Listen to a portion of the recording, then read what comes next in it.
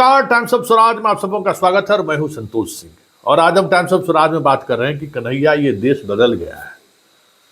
वो दौर था जब कभी हमारे प्रदेश के छात्र या देश के छात्र अपनी मांगों को लेकर, समाज की मांगों को लेकर सड़कों पर उतरते थे।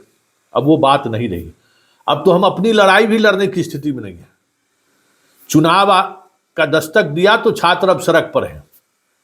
5 वर्षों तक छात्र खामोश रहे कि रेलवे की वैकेंसी अब निकलेगी, अब निकलेगी, अब निकलेगी। लेकिन जब वैकेंसी नहीं निकली तो चुनाव सर पे है तो फिर से छात्र सड़क पर आ गए, इस उम्मीद से कि चुनाव है तो कहीं सरकार फिर से वैकेंसी न निकाल दे।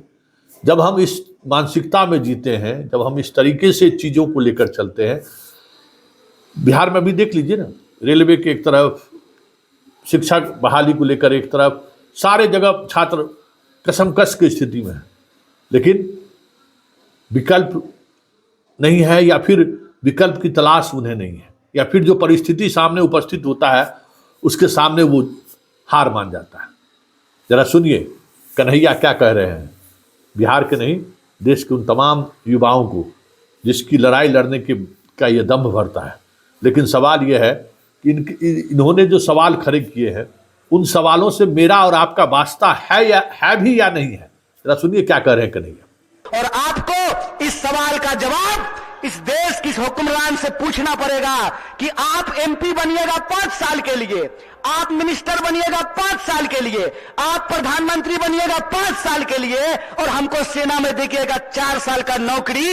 यह नौकरी हमको बर्दाश्त नहीं है। हमको आपको परमानेंट नौकरी देना पड़ेगा, ठेके की नौकरी बंद करनी पड़ेगी। और जिसको परमानेंट नौकरी मिला हुआ है, जिसको परमानेंट नौकरी मिला हुआ है, अगर नेताओं को पेंशन मिल सकता है तो आपको शिक्षकों को भी पेंशन देना पड़ेगा, आपको सरकारी नौकरियों में भी काम करने वाले लोगों को पेंशन देना पड़ेगा। तो आपने सुन लिया क्या कह रहा है कन्हैया। अंदाज क्या है वो भी समझ में आ गया होगा, किसकी लिए लड़ाई लड़ रहा है ये भी समझ में आ रहा हो। लेकिन बड़ा सवाल ये है कि जिसकी लड़ाई लड़ने की बात कन्हैया कर रही है, या जिसे जागृत करने की कोशिश कर रहे हैं कन्हैया, क्या आज वो यूथ उस स्थिति में है? क्या आज हम उसको उस तरीके से चीज़ों को लेकर आगे बढ़ सकते हैं क्या? बड़ा सवाल है, क्योंकि राष्ट्रवाद और हिंदुत्व के सामने बहुत सारी चीज़ें गौन पड़ गई है। उसमें रोजगार भी एक बड़ा मुद्दा है।